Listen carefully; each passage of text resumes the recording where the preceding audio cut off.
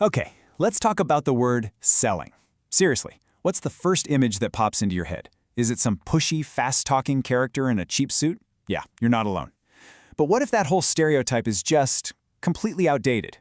Well, we're here to flip that script. We're going to reframe selling not as some kind of manipulative trick, but as one of the most essential skills you can have for actually solving problems. And this slide right here, it just lays out that massive shift in thinking.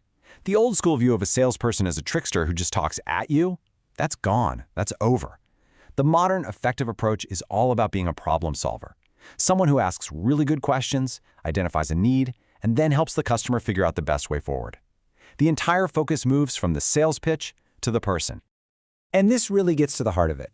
Modern, effective selling is not a trick. It's not about pulling a fast one. It's really just an extension of a simple concept. You figure out what someone needs, and then you help them get it. It's a service, not a swindle. So here's our game plan. We're going to walk through this as a clear, logical process. We'll start with the core philosophy, then we'll look at a 7-phase roadmap for any persuasive conversation. We'll dive into how to identify what people really need, how to present your solution, how to handle those tricky objections, and finally, how to close the deal and follow up. This isn't some kind of magic. It's a skill you can learn.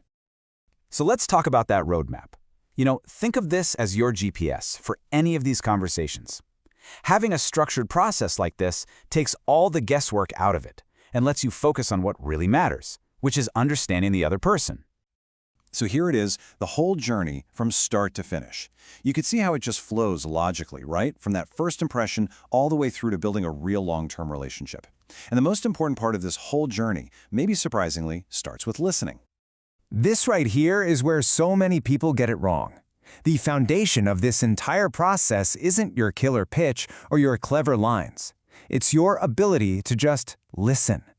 The main goal here, in the beginning, is to simply understand the other person's world, their challenges, and their real needs. So that begs the real question, right? How do you actually figure out what someone truly needs? Well, the answer is surprisingly simple. You have to stop thinking of yourself as a speaker and start acting like a detective. And that brings us to what's called the needs analysis approach.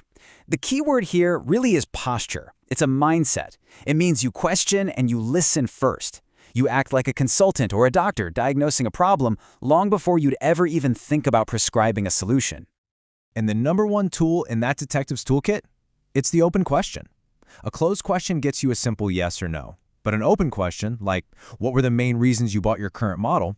That invites a story. And inside that story is where you're going to find the real motivations, the frustrations, and the deeper needs that you can actually help solve. Okay, so once you've done that deep listening, and only after you've really understood their world, can you move on to this phase. Your job now is to simply connect the dots. You have to show exactly how your solution fixes the specific problem they just finished telling you about. And here is like the golden rule of all of this. Please remember this. People don't buy features, they buy benefits.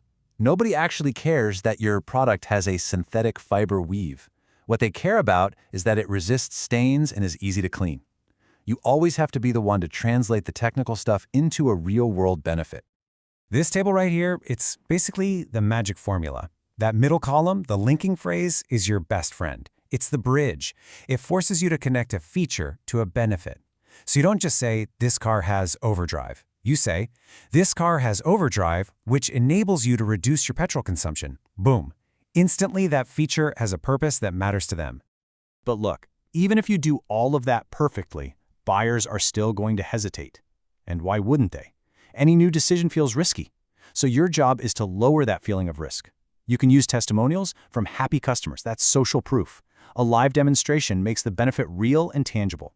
A guarantee removes the financial fear, and a small trial order lets them prove it to themselves without a huge commitment.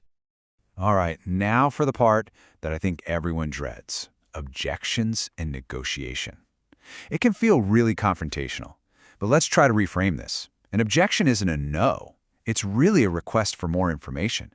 It's actually a sign that they're engaged, and it's a huge opportunity for you to build trust. I absolutely love this quote because it's so true. Objections are like signposts. So when someone brings up an objection about the price, it might not just be about the money. It might be about their perceived value of what you're offering. An objection about timing could be a hidden fear about how hard it's going to be to implement. These aren't roadblocks. They're literally directions telling you what you need to address next. So, how do you handle it? Try the agree and counter method. It's super simple. First, and this is the hardest part, just listen. Don't interrupt, let them get it all out. Second, you agree with them. You validate their concern. Say something like, you know what? That's a completely fair point. This creates alignment. It shows you're on the same team. And only then do you gently introduce a new piece of information that counters their concern. And when you get into a negotiation, remember, the goal isn't to win, it's to find a win-win for both sides. A great way to do this is to trade concessions using the if-then structure. If you can do this, then I can do that. And this is crucial. Always depersonalize the issue. The conversation is about the terms, not the people. So it's never, your price is too low. It's, that price is a bit lower than we were expecting. It keeps things collaborative. Okay, so we've listened, we've presented a solution, we've navigated their concerns. Now it's time to land the plane, the close. And this shouldn't feel like some high-pressure, awkward moment. If you've actually followed the process, the close is just the natural, logical conclusion to a really helpful conversation. The key is knowing when it's the right time to close. And you do that by looking for what are called buying signals. These are the little clues they drop that show they're interested. They might ask specific questions about delivery dates, or they might start talking as if they already own it. These are your green lights. It means it's time to ask for the commitment. And you don't need some slick, cheesy closing line. Honestly, the most powerful close is often the most direct.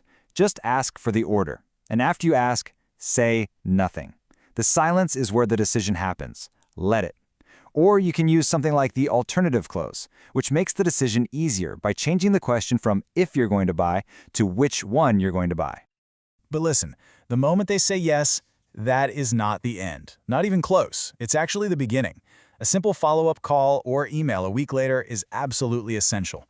It reassures them they made a good decision, it lets you solve any little problems before they become big ones, and most importantly, it shows you actually care about them, not just the transaction.